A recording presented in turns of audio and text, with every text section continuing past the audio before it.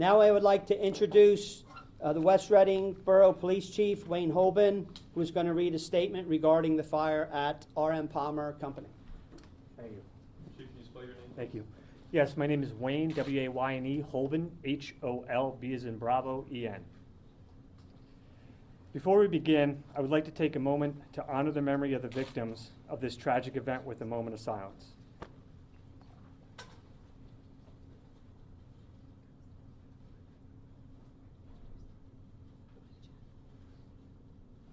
Thank you. On Friday, March 24th, a devastating explosion shook the West Reading community. Since then, rescue workers have worked tirelessly to search for survivors and ensure the safety of the surrounding area. 7 individuals died, several were injured, and some community members were left homeless due to the explosion. The search and rescue efforts following the building explosion at the R.M. Palmer building have officially concluded.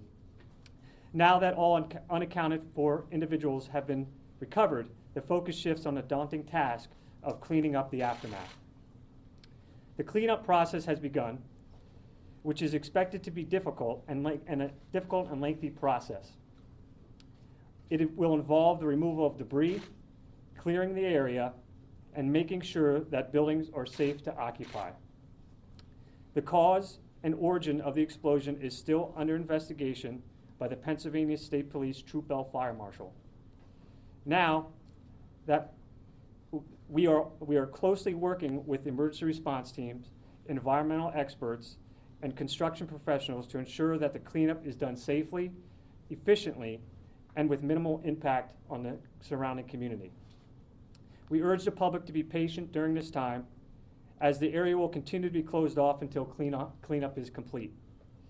We also ask that you continue to keep the families affected by this tragedy in your thoughts and prayers, and hope that the first responders' diligent efforts these past few days have helped bring closure to all those affected by this tragedy. We are committed to keeping the community informed as we work towards rebuilding and restoring the area. We appreciate your cooperation, support during this difficult time. Thank you. I will now have the mayor come up and give her statement. Thank you. Hi, Samantha Kaag. As Chief Holben said, we were able to account for the bodies. This is still a devastating loss, as I said last night. It was and still is the wishes of West Reading Borough officials that the families have time and space to grieve and share the information with their loved ones on a personal level, and not to have them find out things via the news and or social media.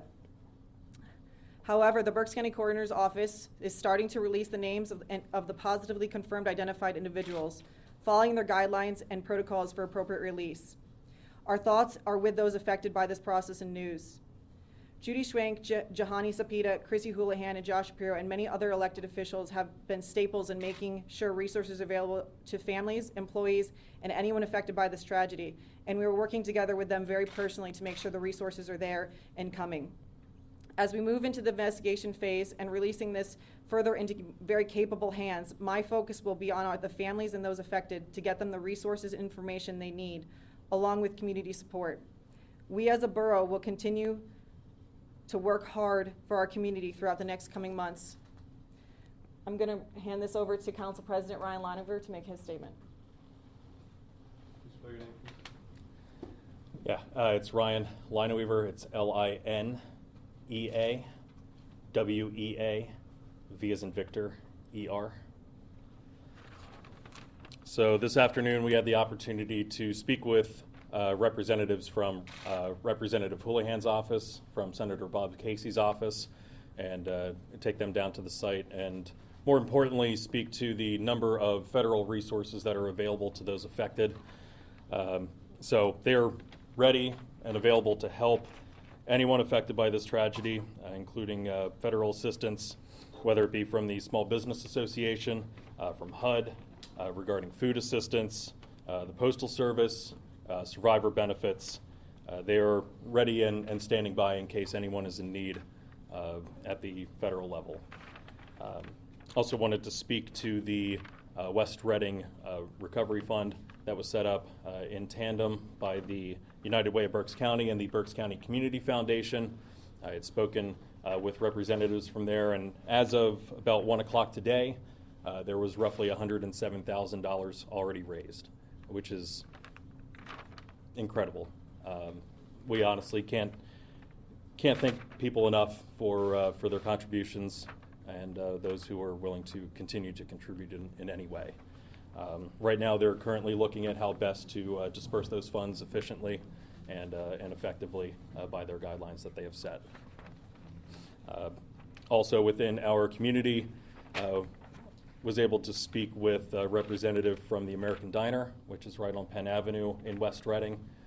Yesterday, they brought in families, friends of those affected by those at Palmer, and 100% of their proceeds from yesterday were raised towards first responders. So they were able to raise $3,600 in funds that will be dispersed between multiple agencies, including the West Reading Police Department and West Reading Fire Department. We heard stories yesterday.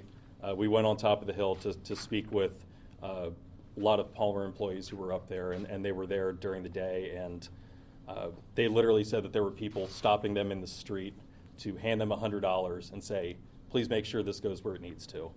And that goes to how incredible this community is.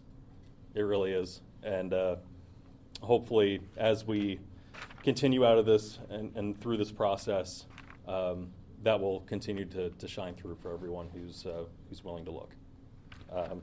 So once again, thank you to all those who have contributed, who will continue to contribute to first responders, to those in need, and those affected. At this time, I will turn it over to Troy, did you have a statement? to West Reading Fire Marshal Troy Hatt. First name is Troy, T-R-O-Y. Last name is Hatt, H-A-T-T. 5 South 2nd Street, 77... let me start over. 5 South 2nd Avenue, 77 South 2nd Avenue, and 200 Penn Avenue have been condemned. They have been condemned due to safety reasons and the buildings being unsafe.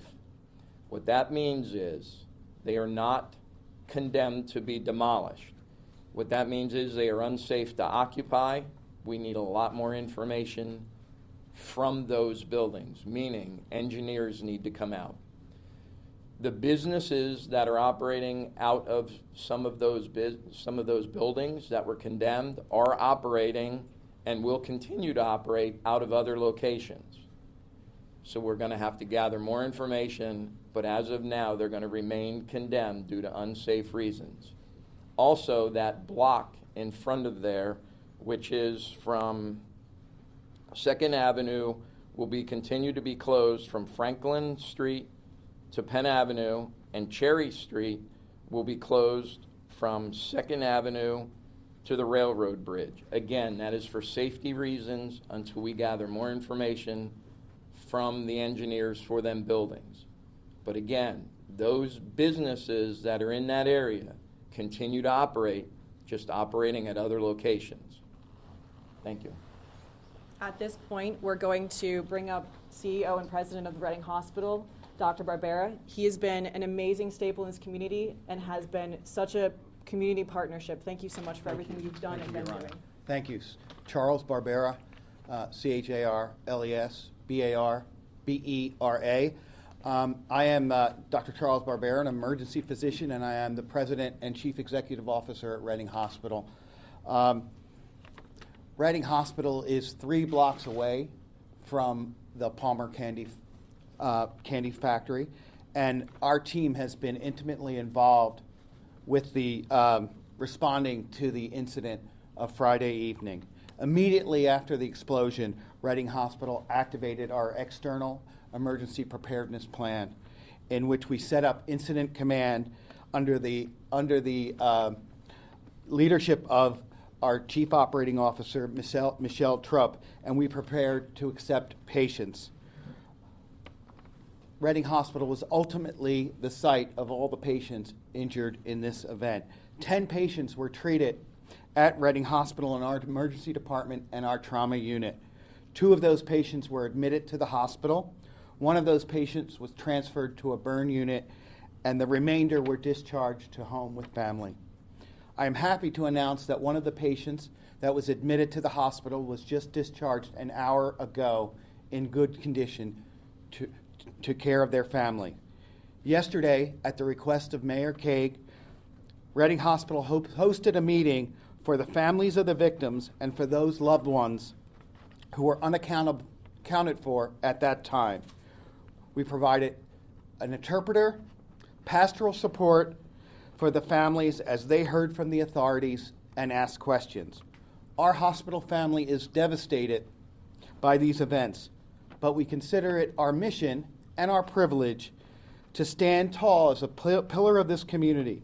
In times of crisis and every day, our people take on this responsibility without wavering. Our entire team at Reading Hospital is fully dedicated to caring for those injured in the explosion and to working with the authorities to bring healing and closure to everyone impacted by this tragic event. Thank you. Okay, we'll open it up now to any questions you may have. Dr. Can you Barbera? talk about it being Yes. specific? Among those who was the woman who was found later in the rubble and survived, was she among those who was released from the hospital, or is she still there? I can't, without names, I can't really release any of the dispositions of the patients. I apologize. When you talk about buildings being condemned, we've heard from a lot of employees that there are belongings in that one building. And forgive me, I'm not familiar when you say addresses what building that is. We've been told that the main factory there is building 1. Correct. Will those people be able to go in and get belongings at some point? I mean, many They- say that their phones are in there, they can't keep in touch with Right. coworkers. And we understand that. And today we were trying to get to that point to allow them in. But again, due to the unsafe, unstable status of that building, we cannot let anybody in there to get that stuff. I can tell you that there has been insurance representatives out there today. This is their first real look at what is there and what they're going to need. We are hoping within a day or so for the engineers to be out. When the engineers deem it safe, yes, they will be able to get their stuff out with assistance with responders and or people to ensure their safety. And UGI says that in its checks after the explosion, it found several small leaks in the area around the explosion area, not so much that area. Will there be a way to determine, now the gas is off and whatnot, if it was gas in that? Well, that's going to be all part of what our fire marshal unit does to figure out what actually caused this to happen.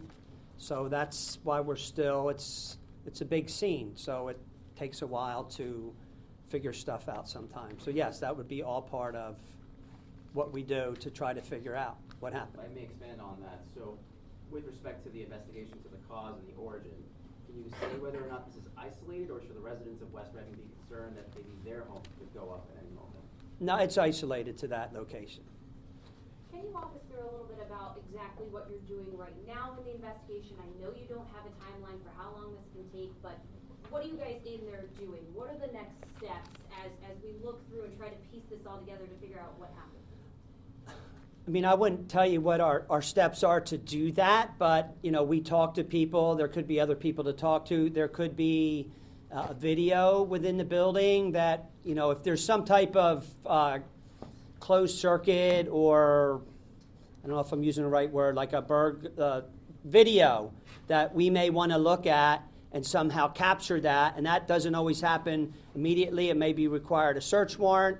So we want to get everything that I mean, if there's video of what's going on in there just prior to this event, yeah, we want to have that. But that doesn't always happen within, you know, a day or two. That could be a week till we send it out, even if that's where we're going. So that's just one thing that could prolong that. Or we want to talk to somebody. Maybe we want to talk to somebody that's injured.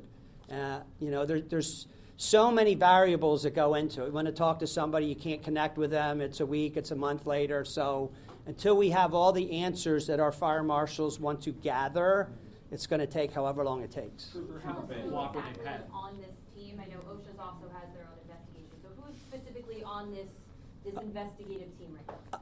As far as cause and origin of the fire from the state police, there's 2 fire marshals that are doing this incident. Trooper, how cooperative has RM been with this investigation? And to the point that was sort of just raised here, there's a lot of variables. What have they been able to tell the state police at this point about what they know was happening in the building before the explosion? Well, I would never discuss what we turn up in the investigation at this point, especially. Have they been cooperative? I didn't ask them if they were cooperative or not. I'm assuming they are. But I guess, let me rephrase it. Is there anything they've been able to tell you at this point about what was happening inside the building? I know the utilities have said what they've said. What has the company said? That I don't know. Trooper Bain, for anyone who may have video surveillance, pictures, anything of the incident, how can they go about contacting emergency personnel? Well, I will give you my email. You can email it to me, and I'll send it to the investigators. We would love to have any video, pictures just after the event, before the fire department gets there. I know there's a really good video out there. I don't know if I can say where it came from, but there's a really good video out there that I just got more longer of the video today at the request of one of the investigators. So, yeah, if there's anybody, if you have a picture or video, maybe from a different angle or whatever it may be, don't ever think it's no big deal. Get it to us, and then we'll decide if it's not a big deal. Is there any reason to suspect negligence or foul play, or are we strictly thinking utility at this point? I would tell you everything's on the table at this point, right? Because we're still not done with the investigation, right? We may go down that road and think, okay, we got it, and then something else comes up. So to say it's one way or another, I would not say that at this point right now. The building with the most damage, what was that building? What was in that building? Can you give us a sense of how big it was, how wide it was? What was it an office building? I don't know the proper term. It was part of RM Palmer's manufacturing and storage facility for their chocolate. There were some employees, some office buildings up top, but that's what it was primarily used for. Was it a loading dock? There was a loading dock associated with the rear of the property, yes. Is there a manifest that told you guys how many people were working in the building at that given time for this massive explosion and for the number of people that were reported injured and deceased, it seems that it's kind of a miracle that more people weren't killed in this. Yeah, the police, working in close conjunction with RM Palmer staff, were able to come up with a list of people who they were not able to account for. That is correct. How many were in the building? How many were in that portion of the building then? I don't have an exact number of how many were in the building. But just in that portion of the building, did people make it out alive, or was it a small crew and this is what happened to them? I don't have that answer. Okay. Is there a number for the amount of people who were not in the building or not working there but lived near it and were displaced by the explosion? Who won't be able to go back to their apartment? There are about 4 units. About 4 units? Yes. Comprising about how many people, sir? I don't have that exact number. That's included in the 3 buildings condemned, or is it beyond that? That's included. So those 3 buildings, that includes the 3 units for people there? Correct. In your list of the 7, do you have the number of Hispanic I do not have that number. or nationalities? I don't have that number. Back to the concern for residents, UGI says the leaks that it found in the surrounding area, no one called those in. No one smelled gas. There were no reports of it. There were no reports of gas odor at the explosion site. So if we're relying on people to smell it, or they dig up, is what they did today. They dug up holes and found these leaks on their own doing the safety inspection. Why shouldn't residents be concerned if they went and found these leaks that nobody knew were there because something exploded? UGI was on location that evening, so I'm sure they did what they had to do to make sure this area was safe. They were finding these leaks and repairing them today, 4 days later. That's what they told us. So when UGI was on scene, we had to shut the gas off. So there were some gas leaks that were repaired after the fact. Obviously, having gas off for a little bit, turning it back on, you do kind of smell like different things. We can't really comment on anything further than that because obviously it is under investigation. We don't have those answers, and us as a borough, we're not able to really answer them. That's why we're putting it in the capable hands of the next agencies kind of coming in as we turn it over into that investigation portion. I understand that, but if I'm a resident in that area or any area, I'm Yeah. now concerned because there were these leaks that nobody Yeah. knew about, and they only found them after 7 people died. That's why I'm saying, how do you assuage So the fears of people? the leaks that they may have found after may not have been the cause or involved with the incident. It might have been from turning the gas back on. But that's all speculation at this point. I mean, obviously, a lot of this is speculation. But what we're doing is it's obviously Officer Bohm has said that it is a contained incident. We've done our due diligence enough to be able to say that. So all that we ask is obviously continue to utilize the resources available. If you do smell a leak, come to us. But other than that, we have had obviously numerous agencies there and available to say that this is a contained incident and that everybody is safe. I would just add to the fact that to your question about how the vehicles were transported to the hospital, there were 7 patients of the 10 that were transported via 911, Mr. Tucci and his service. The other 3 walked. So they were able to ambulate and get to the hospital on their own. Were there any leaks reported in the borough after the explosion or over the weekend or today? Have there been any odor complaints? Yeah, Dean, you want to come up and do you know of any odor complaints from today?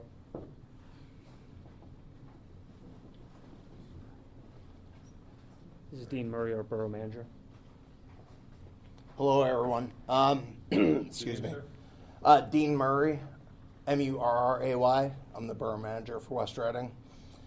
With PA1 calls that come in for people that do think that they smell something and check it out, UGI comes out and checks on those right-of-ways. And then they do call a PA1 if they have to dig and locate. Usually it's mostly because of core drilling, so they can assess it outside the property, and then they have special equipment that they can run into the ground and see if they can sense gas or not. But have there been any leaks since that have been found? If I recall correctly, within the past couple of days, there may have been 2 or 3 PA1 calls, just so that way they can come out and core drill and check the ground. That's all I know other than that. You don't know the results of that? I do not know the results of that. I just know by the PA1s coming in, they got to come out and core drill the ground. Thank you. Is there anyone here that can tell us what it's like at the scene, digging? I mean, we see it from 2 blocks away. I mean, how big? What are you looking at? I mean, what does it look like firsthand? The destruction. I'm not going to necessarily go into details about what things look like, but obviously the emotions are very high. We care very deeply for the victims. We're trying to do everything that we can to locate them and reunite them with their families. It's just overall, it's a lot of teamwork, everybody working together to try to accomplish a goal. Chad, in your experience, what UGI told me is that leaks that might have been smelled today or yesterday or uncovered were more than likely caused by the explosion itself, which, me not being an expert, seemed palpable enough. You've done 1 million of these, though. I'm guessing, I'm not asking you to comment on this. In your experience, is that a palpable thing that could happen? I don't have enough experience with UGI services to be able to answer that question effectively. Trooper, can you talk to the fact that obviously the #1 priority this weekend was making sure that all the victims were found? Correct. What does this do for the investigation side as far as all of the materials have been moved? Does that make the job more difficult for the investigators? It absolutely does, because when the fire marshal goes in to do their thing, they're trying to look at damaged parts of a building or whatever it may be. Well, the #1 goal of this, once the fire was out, gas stopped, is to look for the victims, right? That was the #1 goal that we tried to do here, to get the victims, hopefully to find more alive victims than we found. So with that, when they pick the building apart with the excavator, yes, it makes it really hard then to try to figure out things on how things may have happened here or there or anywhere else. So yes, it makes it really difficult to try to come up with calls. You got one of the best fire marshals in the state, though, that's on this job here for this. So I mean, it's a pretty big explosion, so it's a pretty big, I mean, you've got material that's potentially all over that area, right? correct. Do we know if any like alerts or alarms went off before the explosion at the plant? That I do not know. Do you, I can tell you from Anthony Tucci, I'm the EMS chief for Western Berks Ambulance. I can tell you from the CAD notes that they did report that there were multiple alarms that the county received in their dispatch center. You know what those alarms indicated? A fire alarm. So there was no Before the explosion? There was no pre-alarm, just fire alarms that went off in the building that they were getting from their reporting stations. After the explosion or before the explosion? I would assume right during the explosion, they got them probably simultaneously. Just to be crystal clear, not at all before, not 5 minutes before. Nothing came on into the pop. the comm center before that. So right Has anyone around s- the time. Yep. Has anyone spoken to the lone survivor and how they're doing after all of this? Not at this time. nor did we. Have you spoken to any of the people who were injured, and what have they told you about the situation in terms of your investigation? I don't know all the intricacies on how far they're into their investigation. Are you But- aware of any reports of gas odor or reports of gas leaks at this plant in the days and months prior to this? Yeah, I think any other questions with regards to the, with gas can be forwarded to UGI. Thank you. So is it accurate to say that the families of the victims have asked them not have their names released? Are any names being released formally? I know 2 names were released yesterday, and we can't speak on behalf of what the coroner's office, their protocol, and what they do. As I said, I couldn't tell them what they can or can't do. They're going to do what they do on everyday incidents. So when they have an identification, I would say since they named the other 2, or the first 2, they'll release the names. As I said, the coroner's office is going to release that. Us as West Reading Borough, we're not going to share that information as we don't see it privy to do so. But I think at this point, we're going to wrap this up and kind of close this down so we can get back to doing what we need to do behind the scenes. Well, I'm sorry, all the I'm decedents, are they employees or was? We don't have that information. Thank you so much. We really, really appreciate it. We really appreciate all of you being here and getting the accurate information out. Thank you so much.